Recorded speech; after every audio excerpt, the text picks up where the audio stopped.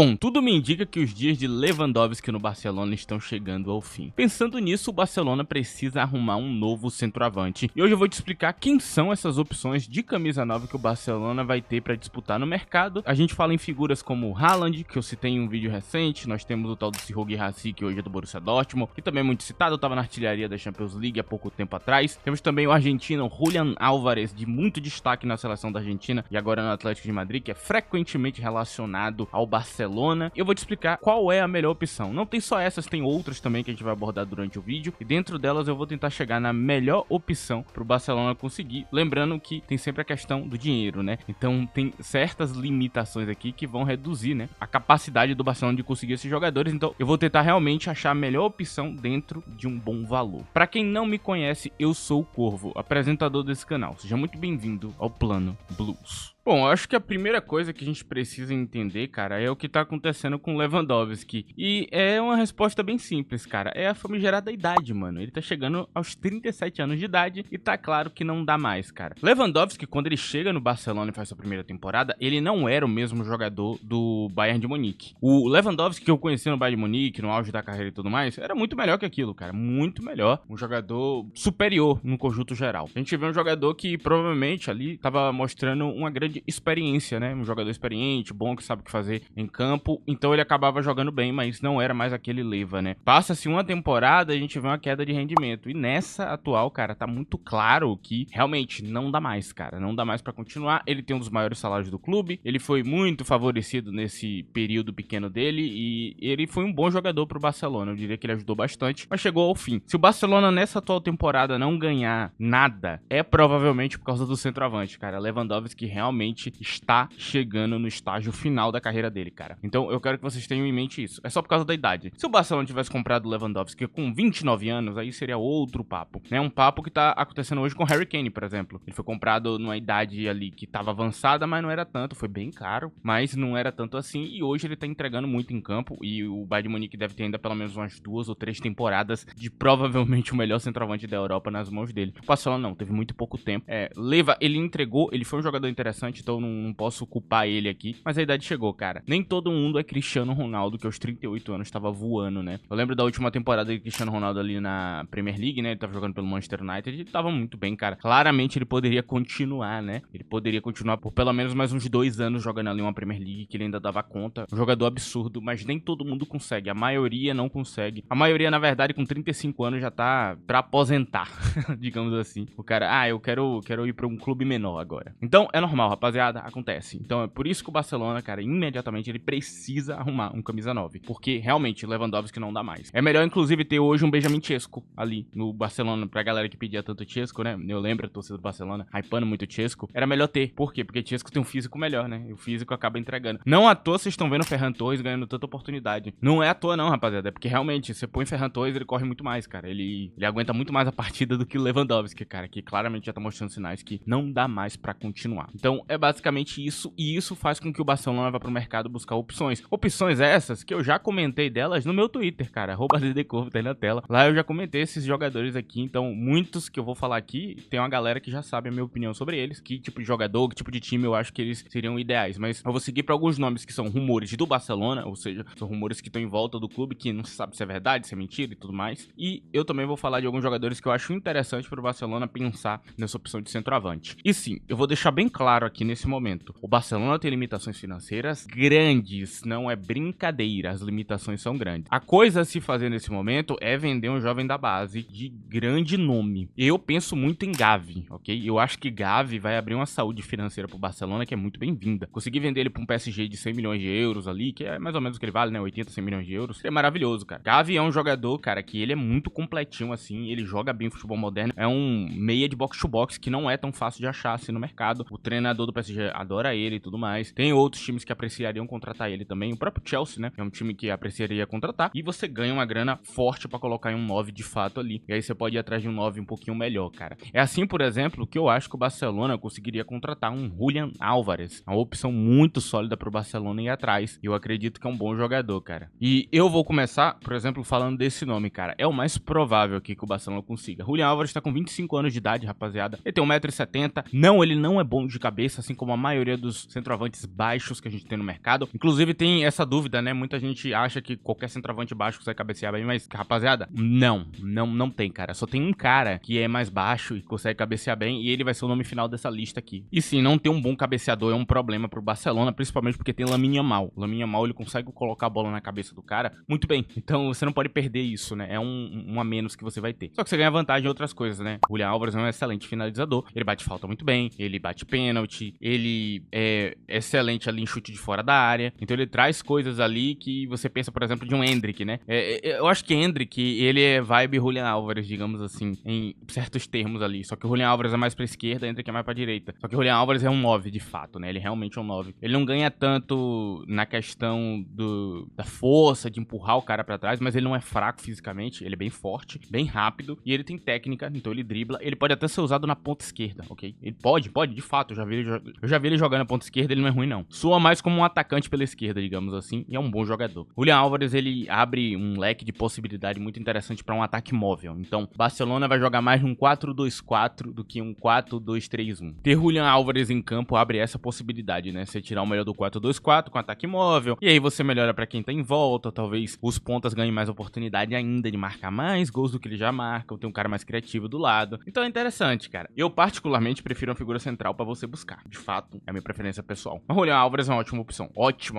Mas eu volto a falar, não é o 100% do treinador, não vai atingir, porque, de novo, não tem essa figura âncora buscável. Álvares é um jogador de maior movimentação. Então tenha isso em mente, ponha na cabeça que o negócio é um pouquinho diferente do que vocês esperavam. Então Álvares é um bom alvo, porque é um puta jogador e tá jogando muito bem, mas não é a melhor opção. Aí eu vi muita gente falando do Serhou Guirassy, que é um jogador que eu gosto bastante, mas não pro Barcelona. E aqui eu vou te explicar o porquê. Tinha toda uma questão sobre Guirassy pra Premier League, porque ele não parece ser muito rápido. E de fato, eu não acho ele lento, mas ele realmente não é rápido. Ele é tipo Harry Kane, é o mesmo padrão. E ele faz a mesma coisa, inclusive, né? Que é, como eu não tenho essa velocidade toda, essa explosão de um Haaland, eu vou usar minhas habilidades da melhor maneira possível. Então, o que ele faz na maior parte do tempo é esperar o momento certo pra fazer a corrida. Então, ele entraria no padrão do que seria um Kane. Só que, né, este jogador, ele tem algumas habilidades que são impressionantes, principalmente no jogo de transição. Então, sim, ele é uma figura buscável. Só que ele não faz a mesma coisa de Leva, ele não faz a mesma coisa dos outros jogadores, é um pouco diferente. É uma figura um pouquinho mais tática. Pra uma La Liga é legal, ele se encaixa, mas o problema é o tipo do treinador do Barcelona. O treinador do Barcelona quer intensidade física. E aí, você já viu esse cara fazendo pressão? Vocês já viram, né? É uma pressão frouxa, né? É uma pressão bem frouxa. E diferente, por exemplo, de um Gyökeres, que tem um físico incrível e que você vê que talvez sendo bem treinado e explicado as coisas de uma melhor maneira ali pra ele, ele consiga fazer pressão melhor. Guirassy, eu não acredito nisso. É o ponto fraco dele. A parte defensiva dele é frouxa. Ele não faz essa pressão tão bem. É um jogador fraco nessa parte, assim. Ele não tem esse destaque todo. E ele gosta de esperar a bola chegar ali nele, de fato, ali. Ou ele gosta de buscar a bola pra ele e criar o jogo. É um jogador um pouquinho diferente do perfil que você imagina pra um camisa 9 ali que vai jogar com Hansi Flick. Por isso, eu não acho uma boa opção. Eu acho que é uma opção que, sim, eu acho que funcionaria, ele faria gol e tudo mais, mas não é a melhor opção. Tá longe disso e tem seu risco ali dele acabar atrapalhando o esquema tático, né? Exatamente por esses fatores que eu falei. Eu não acho que ele teria problema na Premier League, não. Eu só acho que ele é um jogador de um estilo um pouquinho diferente. Acaba tendo esse medo aí dele não funcionar, mas sim, eu acho que ele funcionaria. Tem o Haaland e eu não tenho que falar, Haaland é o melhor nome dessa lista. O problema é conseguir. É muito dinheiro. O Barcelona tem que vender muito jogador pra conseguir. Aí vai ter que desmontar o elenco. Não é legal, né? Eu acho que a maioria de vocês sabem disso. Então, Haaland, entenda, é o top 1 dessa lista. Se conseguir, o Barcelona conseguir um craque absurdo. Se conseguir sem vender Lamine Yamal, paraíso, incrível. Mas é muito difícil, então é um nome que eu não vou cogitar nessa lista porque eu não acho possível. Aí tem um nome que eu gosto porque ele vem de graça, que é Vlahovic. E aqui no canal eu já defendi Vlahovic várias vezes, né? Já falei dele várias vezes. E eu vou explicar pra você o que eu sempre falo sobre ele. Vamos lá. Vamos falar a base ali do que você precisa saber. Vlahovic é um mau jogador? De jeito nenhum. Ele é um excelente jogador. Só que agora Vlahovic não vale 22 milhões de euros de salário, que é o que ele ganha. É absurdo, é caro, mas ele vai reduzir. Quando ele sair, ele sabe que ele vai ter que reduzir porque ele não entregou esse hype todo. A galera esperava que ele seria o artilheiro consistente ali da Série A italiana, ele não entregou isso. Ele ficou muito abaixo disso, na verdade. E ele teve péssimas temporadas nos últimos tempos. Agora, eu vou te explicar o porquê que ele teve péssimas temporadas. O resumo da péssima temporada de Vlahovic é chamado de treinador. Deram treinadores que não usam ele bem. Eu volto a repetir o que eu falei anteriormente. E não é uma opinião, cara.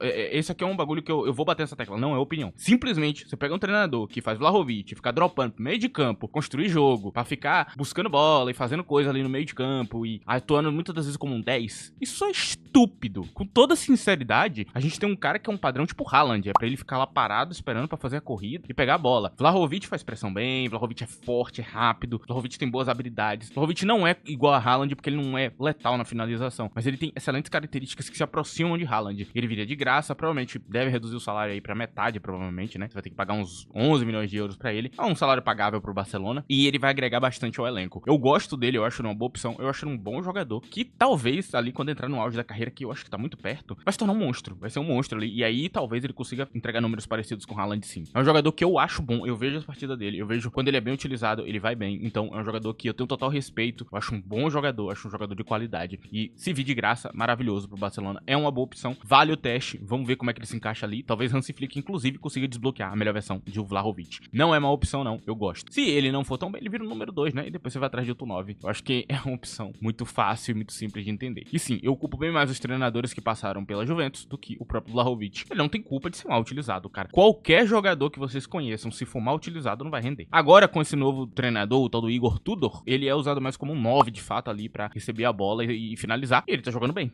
Ele tá bem melhor que o jogador que eles contrataram, né? O tal do Jonathan David. Jonathan David tá jogando muito mal atualmente. Vlahovic, quando entra, né, decide jogo. Então tem uma diferença bem grande ali entre os dois. Eu gosto de Vlahovic, eu acho ele um excelente jogador. E ele é completinho, cara. Apesar de ele ser um 9 de área, ele tem um bom jogo de transição, ele sabe jogar com a bola no pé. Ele é um jogador realmente muito interessante, assim, num conjunto geral. Marca, cria e ataca muito bem, cara. E aí tem alguns nomes aqui que vêm da Bundesliga, né, mais ou menos, que é o tal do Colomwani, né, que, pra quem não sabe, ele foi achado ali do Frankfurt. Jogador interessante, tá rodando por aí. Seria bem barato de conseguir ele. Eu não acho que o Tottenham vai continuar com ele, porque ele chegou e lesionou, né, então ele não vai ter tempo pra mostrar o futebol dele. Mas é um jogador interessante também, que é uma opção sólida. Não é a melhor opção, mas é uma opção ali de um preço legal, que pode ser um quebra-galho ali durante algumas temporadas, né, porque não sei se o Barcelona vai conseguir um nome realmente muito bom. E é um jogador que também abre padrões ali pra um 4-2-4. O que eu não gosto dele é da indisciplina, né, é um jogador bem disciplinado em campo. É um jogador que ele gosta de jogar do jeito dele, então talvez eu não queira seguir tanto o treinador quer falar, e aí é complicado, né. Aí é